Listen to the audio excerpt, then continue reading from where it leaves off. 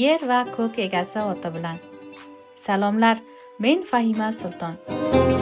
Tarixingizga qiziqasizmi? Unda videoning davomi sizni kutib turibdi. Bugungi asarning oti Barghoyi az tarixi O'zbekona Afg'oniston. Bosim navbati 1-bosim 2007-yil va 2-bosim 2009-yil. Mazori Sharif Ulug'bek bosmaxonasi. Muhim mavzular bo'lganligi va vaqtni qisqartirish uchun necha bo'limga kitobni qo'lga olamiz. Demak, kitobdan birinchi kesit. Turklarning otalari. Bilim insonlari va tadqiqotchilari Hyung Nudan turklarning boshlanishini qabul qilganlar. Chin, Hind va Rum tarixchilari turklarni xuddi shu ot bilan toniganlar. Chinlilar esa 2500 yil oldin Hyunnu yo undan ham burunroq Hyun Yu oti bilan bilar edilar. Ular Chin chegaralarida Ordus, Shonsi va Hupida yashar edilar. Chonyu bu qavmning boshlig'i bo'lib, poytaxtlari O'rxun edi. Yunonliklar Sis yo Sakoya, Rumiylar Hun deb atashganlar. Zardushtlarning kitobi bo'lgan Avsto ham bu qavmdan bahs qilgan. Turklar yolg'izgina uy qurib dashtlarda sokin bo'lgan emaslar, balki Firdavsiyning Afrosiyob yo Alpartungadan so'z yuritar ekan yozganki, ular qal'alar, qasrlar va shaharlarning egasidir. Shahnomada Firdavsiy bu yerli xalqni div oti bilan eslagan. Ular Oryoylarga nisbatan bilimli, ilmli bo'lganlar, hattoki Oryolilarga xat hunari va yozishni o'rgatganlar. Hatto ko'pincha Firdavsiy Afrosiyobni Turon va turonliklarni shohi deb tanitgan. Turonliklardan bo'lgan yana bir taqam bu Asketindir. Tarixchilarning aqidasiga ko'ra ular eng qadimiy turonliklardirki, hali ham Yevropaning shamoli va Markaziy Osiyoda hayot kechiradilar. Somiylar va Oryolilardan ham burun yashagan yana bir taqam bu Atit. Oti Xati yo Hayitidirki, Osiyodan Anadoluga kelib yerlashganlar va begi tizimida davlat qurganlar. Turkcha so'zlashganlar, Atitlar tosh davridan madaniyat egasi bo'lganlar. Imperatoriya qurib, Xotushoz poytaxtlari bo'lgan. Marshil 1790-1840 miloddan oldin. Subil Yuli Yumo yo o'tilmaz oto 1350-yil miloddan oldin. Anushil 1270-yil miloddan oldin. Eng so'ng sulton tarixda ilk bor savunma yo difoiy shartnoma yo mohidani misrliklar bilan imzo qilgan. Bu antlashmaning bir nusxasi hieroglif xati bilan Tapsodan va birtasi mexiy xat bilan Bo'g'ozko'ydan qo'lga kiritilganki, u yerda Aytit shohi va Misr shohi teng deb qabul qilinganlar. Yana birtasi bu Sumerlardir. Professor Vali, taniqli arxeolog, Pensilvaniya bilim yurti va Britaniya muzeyami tomonidan tahqiq uchun Ur shahriga yuborildi. Tadqiqlardan keyin u kitobida Sumerlar haqida shunday keskin yozdi. Sumerlar Misrliklardan 2000 yil oldin Mezopotamiyada eng porloq davrlarga erishganlar. Bu bilan birga Misrning eski madaniyat bo'lgani tubdan rad etiladi.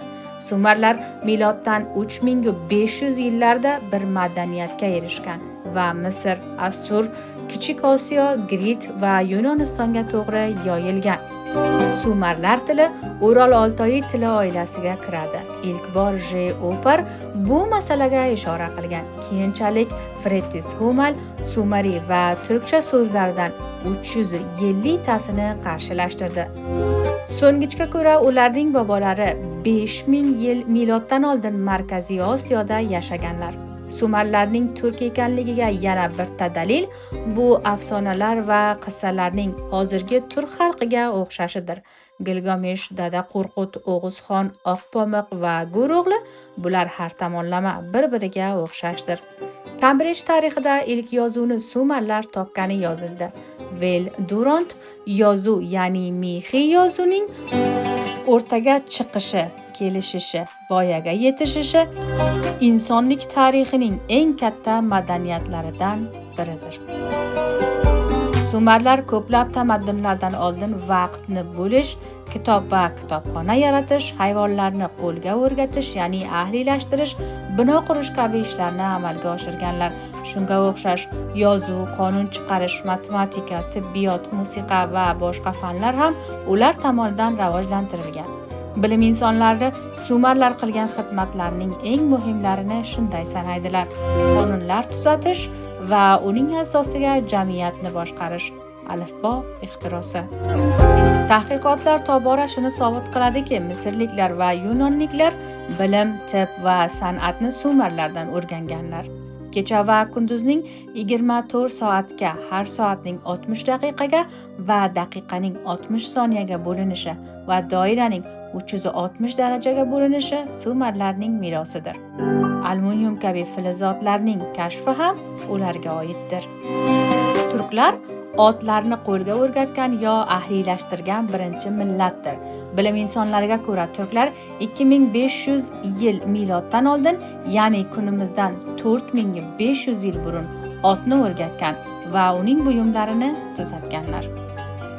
Kushoniylar, Sharq Hyungnular 176 yil miloddan oldin yovchilarni Konsuyga mag'lub etadi. Yovchilar 160 yil miloddan oldin Jayhunning chegarasiga kelib Kushoniylar davlatini qurgan. Biruniga ko'ra, Yunon imperatorligini yiqitgan ilk turk sulton bu Bratagindir. 3 ta budist turk shohlari Kanishko, Hushko va Jushkodir. Ularning oti Matuhuro, Monikyolo va Bahovulpurdan qo'lga kelgan sikkalarga va Afg'onistonning Vardak tumanidan qo'lga kelgan guldonda qozilgan edi. 120 va 160-yillarida Kanishko Afg'onistonning janubiy Hindukushida poytaxt qurgan. U Gang va Jayhun daryolari Torimdan Erongacha hukm surgan. Kushoniylarni ayrim turk-mo'g'ul, ayrimlar esa oryoyi yo turk emas degan fikrdalar. Turk bo'lganliklarini esa sikkalar yuzida qozilgan turkcha so'zlar o'rnak uchun Yapg'u, Jabg'udan bilish mumkinki, shahzoda va xoqon ma'nosini anglatadi. Davlati Sabgariy hukumati Turkon dar Iron Pasaziston Said Ahud Bayotning yozgan maqolasida shunday kelgan: Kobul Madinai ma'ruf fi bilod turk, ya'ni turk to'proqlarida Kobul mashhur bir shahardir. Balx shahri haqida Ibn Xaldun 117 safa 1-juldning muqaddamasida yozadi va Balx shahri turklarning poytaxtidir degan, ki Parvin Gunobodiy tarjima qilib Forsiy saytda qoldirgan. Shahnomada ham Kushoniylar Koshoni, Kasoni deyilgan va Balxdan va Turoniylar bo'lib Afrosyobning lashkarida yer olganlar. Kushoniylar katta madaniyatni hozirgi Afg'oniston hududida tuzatganlar. Bu davrning bebaho asarlari, haykallar, sikkalar, turli xil taboqlar, tiriklik buyumlari, yozuvlar Kobul, Qunduz, Balx, Javzijon, Jalolobod, Qandahor kabi viloyatlardan arxeologik tadqiqlarda qo'lga kelgan. Bulardan eng mashhuri bu 1978-1979 yillar orasida Javzijon, Shibirg'on, Tillo tepasi yo Oltin tepasidan qo'lga kelgan. Bu asarlar 20-25 ming taqinchoqlar bo'lib, Kushoniy pranslar va pranseslariga oid 6 qabrdan qo'lga kelgan. Kushoniylarni mag'lub etib, Yaftali yo Haftolitlar boshqa kelgan. Tarixchilar ularni Hun va turk-mo'g'ul oilasi deb biladilar. Islom tarixchilari ularni turk deb Turoniylarga bog'laydi. Ularning eng qudratli shohi Oqsanqurdir. Yaftalilar 566 milodgacha hukumat qilganlar. Turkiyalar ular Yaftalitlarni o'rtadan qoldirib boshqa o'tgan, ki g'arbiy turklar ham deb ataladi. Davlatlari esa Tagin shohlar davlatidir. Markazi Taxoriston edi. Ular Sosoniylar va arablarning qarshisida turgan. Hattoki arablar ularning shohlaridan bo'lmish Suluni bergan chatin kurashuv uchun Abu Muzohim deb ot qo'yganlar. Qaraxonliklar Milodiy 8-yuzilning o'rtalarida Yettisuv viloyatida Qaraxonliklar Turgesh hokimiyatini qulatib, Argu va Axsi mintaqalarini qo'lga oldilar. Mohor Nahldan Omugacha milodiy 11-yuzilga qadar hukumat qildilar. Qaraxonliklar davrida turkcha tili va adabiyoti, turli bilim, san'at va hunar avjiga chiqdi va kelishdi. Ularning paytida Xuroson, Iron va Hindistonda qarluqlardan bo'lmish g'aznaviylar hukm surdi. Qaraxonliklar vaqtida hech unday bir nuqta qolgan yo'q ediki, turkchani ta'siri o'tgan bo'lmasa. Bu mavzuni Mahmud Koshg'ariy Devoni lug'ati turk va rus bilim insoni Yakubovskiy ta'yid qiladi. Hattoki Abbosiylarning davlatida turklarning qudrati shuncha ustun ediki, xalifa tayiniga ulush qo'shar edilar. Katarina Onoduran yozadi. Abbosiylarning saltanatidan so'ng turklarning mustaqil hukumatlari islomda kelisha boshladi. İlk koloniyalar Misrda 868 va 950 milodiy yillari arasida Suriyagacha chegarasi bor edi, hukumat qildilar. Kitobning birinchi kesiti shu yerda o'z adog'iga yetadi. Yana ko'rishguncha yaxshi qoling. Obuna bo'lishni unutmang.